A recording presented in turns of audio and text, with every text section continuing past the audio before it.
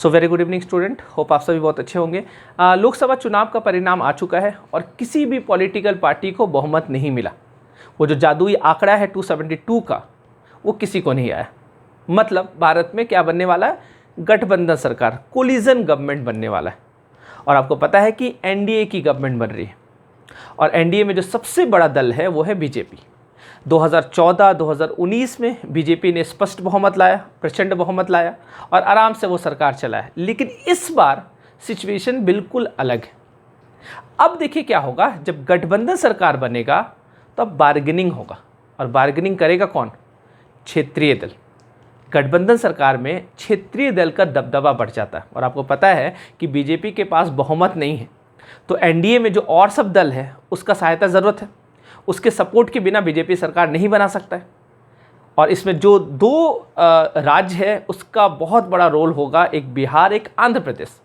और आपको पता है आंध्र प्रदेश का जो पार्टी है तेलुगु देशम पार्टी, टीडीपी के जो अध्यक्ष है चंद्रबाबू नायडू, वो बार्गेनिंग करना शुरू कर दिए हैं।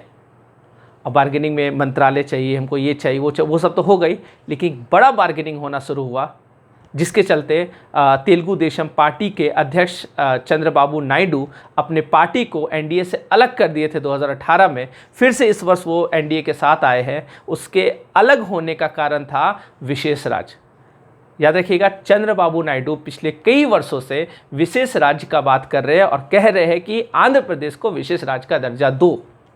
लेकिन चूंकि बीजेपी के पास प्रचंड बहुमत था, है ना, बीजेपी ने स्पष्ट कर दिया था, वित्त मंत्री का बयान आया था कि नहीं, हम लोग विशेष राज्य का दर्जा नहीं दे सकते, क्योंकि 14th फाइनेंस कमीशन का रिपोर्ट भी है कि हम किसी को भी अब विशेष राज्य का दर्जा नहीं देंगे। एकदम खुल के बोला।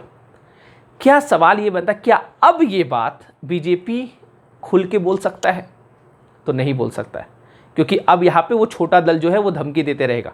बिहार में आ जाइए, जेडीयू, बिहार सरकार भी बहुत सालों से क्या कर रहा है, मांग कर रहा है कि बिहार को विशेष राज्य का दर्जा दिया जाए। तो अब क्या होगा, बिहार, आंध्र प्रदेश, ये सब बार्गेनिंग करेगा केंद्र सरकार के साथ और केंद्र सरकार को झुकना पड़ेगा। केंद्र सरकार यहाँ कहने का मतलब बीजेपी के साथ बार्गेनिंग करेगी, क्योंकि वही केंद्र सरकार बनेगा, है ना। और ये लोग बीच बीच में धमकी देगा कि अगर तुम मेरा बात नहीं सुनेगा तो चलो हम अलग हो रहे, जा रहे इंडिया के साथ मिलने के लिए, है ना। तो ये एक बड़ा संकट आने वाला है। तो आप एक चीज़ देखिएगा कि विशेष राज्य, ये बहुत ज़्यादा मुद्दा, ये बहुत ज़्यादा एकदम मतलब कह सकते हैं एकदम हाईलाइटेड टॉपिक है और एग्जामिनर का यहाँ नज़र जाएगा और आपके एग्जाम में क्वेश्चन आएगा। तो हम लोग समझते हैं कि विशेष राज्य होता क्या है। एक तो राज्य है, तो राज्य के आगे विशेष लग गया तो कुछ स्पेशल, है ना। इसको इंग्लिश में हम लोग क्या बोलते हैं, स्पेशल कैटेगरी स्टेट।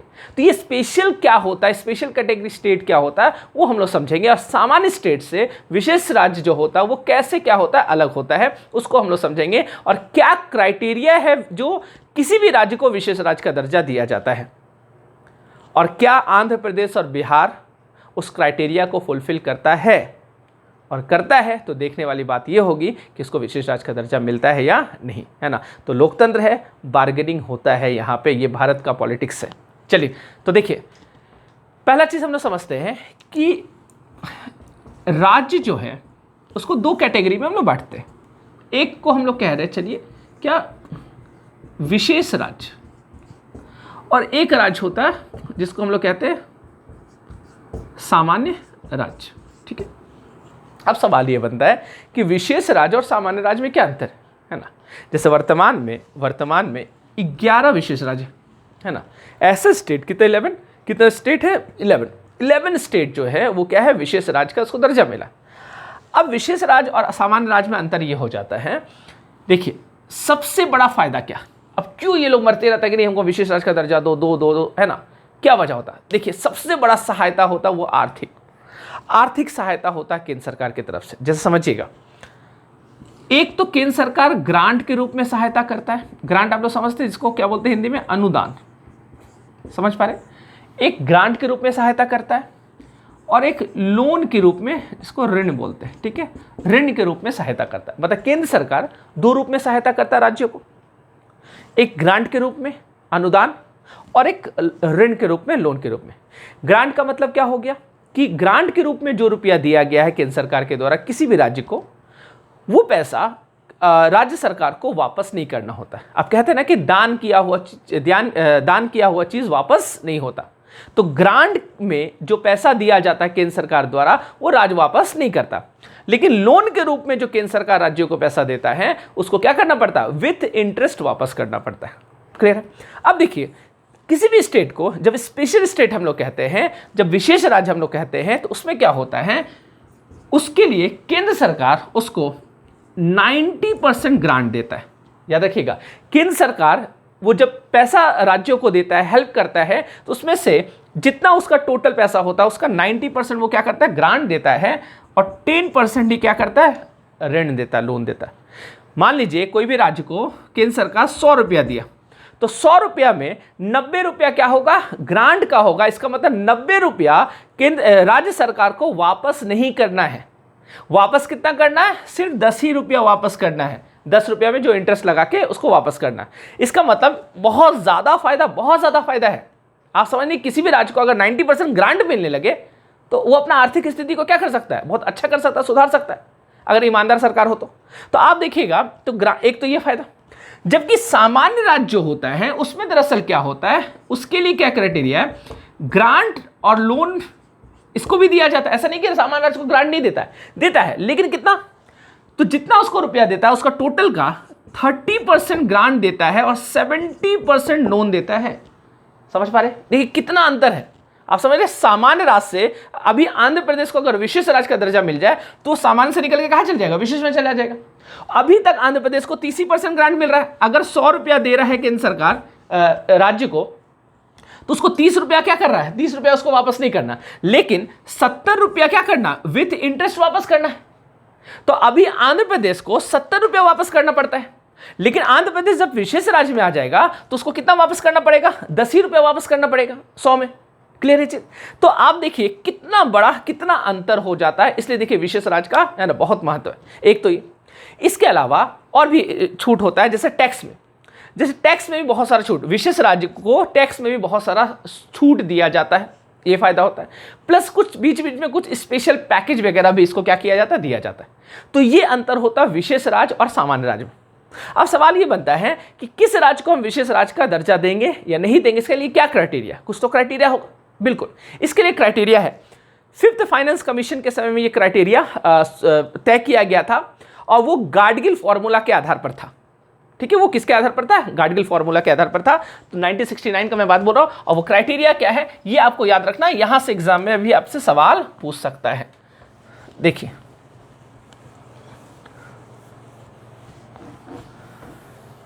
ठीक है, तो मैंने आपको बताया कि 1969 में 5th फाइनेंस कमीशन, याद रखिएगा 1969 में कौन, 5th फाइनेंस कमीशन। आपको पता है फाइनेंस कमीशन आर्टिकल 280 में आता है कॉन्स्टिट्यूशन का आर्टिकल। फाइनेंस कमीशन एक कॉन्स्टिट्यूशनल बॉडी होता है।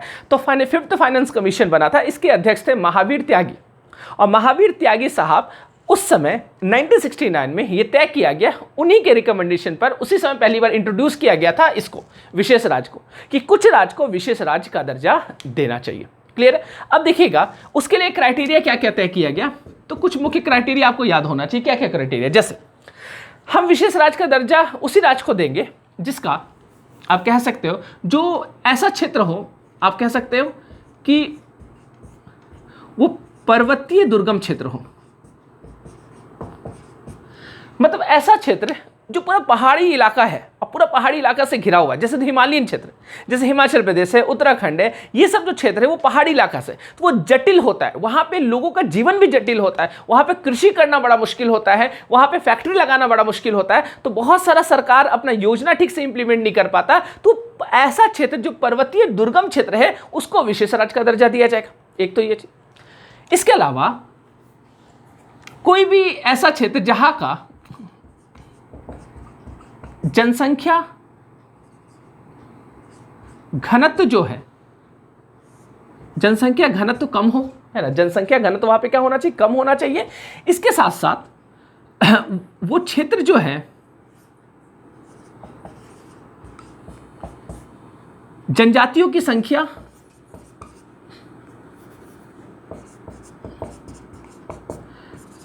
वहां पे अधिक होना चाहिए। ठीक है, जनजातियों की संख्या क्या होनी चाहिए, अधिक होनी चाहिए। तो आप समझना ट्राइबल एरिया होगा, ट्राइब एरिया होगा, वहां जनसंख्या का घनत्व कम होगा, या फिर क्या होगा, जो जनजाति है वहां पे उसका संख्या क्या होना चाहिए, ज़्यादा होना चाहिए। मतलब ट्राइबल लोग वहाँ पे क्या रह रहे हो, ज़्यादा रह रहे हो। तो आप देखिएगा ट्राइबल, क्योंकि देखिए ट्राइबल जो है वो मेन स्ट्रीम से नहीं जुड़ जाए। जो हमारे यहाँ आदिवासी लोग हैं, जो जनजाति लोग हैं, वो मेन स्ट्रीम से जुड़ नहीं पाए, उनको नहीं पता लोकतंत्र क्या होता है, वोट क्या होता है, सरकार क्या होता है, उनको नहीं पता, उनको और कल्चर से मतलब नहीं होता है। इसे देखिएगा बहुत सारे जनजातीय क्षेत्र ऐसा होता है जहाँ पे रेस्ट्रिक्ट होता है कि कोई आम लोग वहाँ पे नहीं घुस पाए, क्योंकि वो पसंद नहीं करते कि बाहर से कोई लोग आए, क्योंकि वो मेन स्ट्रीम से जुड़े नहीं, शिक्षा का स्तर उनके पास बहुत ज़्यादा नहीं है। तो इसलिए ऐसा क्षेत्र जो जनजातीय, जहाँ पे जनजाति लोग, ट्राइब्स लोग बहुत ज़्यादा रहते हैं, उसको विशेष राज्य का दर्जा दिया जा सकता है। इसके अलावा ऐसा राज्य जो हमारे पड़ोसी देश है, जो पड़ोसी देश के साथ वो सीमा साझा करते हैं, जिनका बाउंड्री जो है हमारे पड़ोसी देश के साथ क्या रहता है ना, लगता है। ठीक है, तो आप ध्यान रखिएगा जो पड़ोसी देश के साथ सीमा साझा करते हो, और साथ ही साथ ये ध्यान रखिएगा उसके लिए वो राजनीतिक महत्व रखते हो। मतलब जितने हमारे पड़ोसी देश है, जो पाकिस्तान है, नेपाल है, भूटान है, ये सब जो पड़ोसी देश है उसके साथ सीमा, अच्छा सीमा जो साझा करते हो, बड़ा सीमा है ना, छोटा मोटा नहीं, बड़ा सीमा साझा करते हो।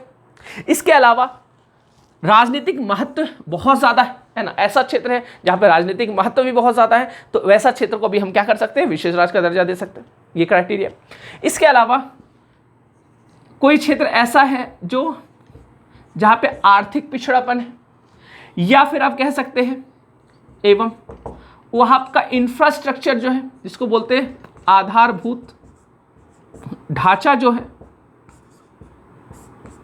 मतलब आर्थिक एवं आधारभूत ढांचा का क्या होना चाहिए, वहाँ पे पिछड़ापन, मतलब वहाँ पे इंफ्रास्ट्रक्चर का पिछड़ापन है, वहाँ पे आर्थिक रूप से इकोनॉमिकली क्या है, बैकवर्डनेस है वहाँ पे। तो ऐसा क्षेत्र को भी क्या किया जा सकता है ना, राज्य का, विशिष्ट राज्य का दर्जा दिया जा सकता है। इसके अलावा कि ऐसा राज्य जिसका वित्त की, आप कह सकते हो वित्त की जो प्रकृति है, उसका जो नेचर है ना, वो अव्यवहार्य प्रकृति का हो, मतलब राज्य का जो सोर्स ऑफ इनकम है, उसका जो वित्त है वो अव्यवहार प्रकृति का मतलब हो गया कि उसका सही इनकम, इस साल कुछ और आया, अगले साल कुछ आया, एक फिक्स इनकम नहीं आ रहा हो, मतलब इनकम का उसको बहुत ज़्यादा क्या हो रहा है, दिक्कत है, वित्त का, फाइनेंस का बहुत ज़्यादा क्या हो रहा है, दिक्कत आ रहा है। तो ऐसे राज्य को याद रखिएगा, इस तरह के क्षेत्र के, इस तरह के राज्य को क्या दिया जाता है, इस तरह के राज्य को विशेष राज्य का दर्जा दिया जाता है। अब सवाल बनता है कि चंद्रबाबू नायडू साहब मांग कर रहे हैं कि हमको आंध्र प्रदेश को दो, उनका क्या डिमांड है? उनका डिमांड ये है कि आपने आंध्र प्रदेश को तोड़कर तेलंगाना बना दिया, आंध्र प्रदेश का 2 पार्ट कर दिया, और आंध्र प्रदेश का जब 2 पार्ट हुआ और हैदराबाद आपने दे दिया तेलंगाना को, और हैदराबाद से आंध्र प्रदेश में बहुत अच्छा खासा राजस्व आता था, बहुत अच्छा खासा राजस्व, जिससे आंध्र प्रदेश का इकोनॉमिक क्या होता था, एक मतलब बहुत बूस्ट होता था। लेकिन वो आप क्या कर दिए, तेलंगाना को दे दिया, तो वहां से राजस्व आना क्या हो गया, वहां से रेवेन्यू आना मेरा बंद हो गया। तो ये डिमांड, और भी तर्क है, लेकिन ये मुख्य तर्क है कि तेलंगाना का अलग होना, हैदराबाद का जाना, ये बहुत बड़ा नुकसान। बिहार का तो बहुत सारा तर्क है, बिहार का तो तर्क आप गिनती नहीं कर पाइएगा, इतना तर्क है। बिहार का कहना है कि हम एक तो आपने झारखंड बना दिया 2000 में, जितना इंडस्ट्रियल एरिया था, जितना वो औद्योगिक क्षेत्र था, वो झारखंड में चला गया। आप देखिए है ना, कोयला है ना, जो स्टील है, ये सब सारा क्षेत्र कहाँ है, जितना स्टील का जो इंडस्ट्री है, कोयला का जो इंडस्ट्री है, सारा क्षेत्र कहाँ है, झारखंड में। इसके अलावा जो मिनरल्स, जो रिसोर्सेज वगैरह, वो भी झारखंड में ही है, वो भी आप झारखंड को दे दिए। बिहार के में बचा क्या, कुछ नहीं बचा। इसके अलावा प्राकृतिक आपदा का शिकार होते रहते हम लोग। एक तो आपने इंडस्ट्री को भेज दिया, बाढ़ वाला क्षेत्र को हमारे यहाँ रख दिया, गंगा है, कोसी है, हर साल वहाँ पे बाढ़ आता है, तो बाढ़ से लोग क्या होते हैं, प्रभावित होते हैं। भूकंप का भी झटका आपको महसूस होते रहता है, नेपाल से सटा हुआ इलाका है ना, तो भूकंप भी वहाँ पे आपको देखने को मिलता है। बाढ़ तो एक बड़ा समस्या होता है। तो आप समझ, इंफ्रास्ट्रक्चर, गरीबी वहाँ पे बहुत ज़्यादा है ना, गरीबी आप देखिएगा बहुत ज़्यादा बिहार में है। तो आप समझना, बिहार का बहुत सारा तर्क है ना, कि हम लोगों को क्या मिलना चाहिए, हमारा इंफ्रास्ट्रक्चर उतना अच्छा नहीं है, तो हमारे क्षेत्र में ग्रामीण क्षेत्र बहुत ज़्यादा है। तो इस तरह का तमाम तर्क होता है जो बिहार सरकार देता है। अब देखना है कि क्या नीतीश कुमार और चंद्रबाबू नायडू क्या विशेष राज्य का दर्जा अब प्राप्त कर पाते हैं? यही मौका है। अगर आप प्राप्त करना चाहते हैं तो बिल्कुल प्राप्त कीजिए। मुझे तो लगता है उनके जो सलाहकार होंगे वो ज़रूर सलाह देते होंगे। यही मौका, शायद फिर भविष्य में आपको मौका ना मिले। तो क्लियर है। तो ये सब क्राइटेरिया होता है विशेष राज्य का। मेरे ख्याल से ये आपको समझ में आ गया। वर्तमान में 11 राज्य है जिसको विशेष राज्य का दर्जा दिया गया। तो भविष्य देखेंगे हम लोग क्या इसे विशेष राज्य का दर्जा मिलता है या नहीं मिलता है। तो चलिए आज के लिए इतना ही। मिलते हैं हम लोग next class. Thank you so much.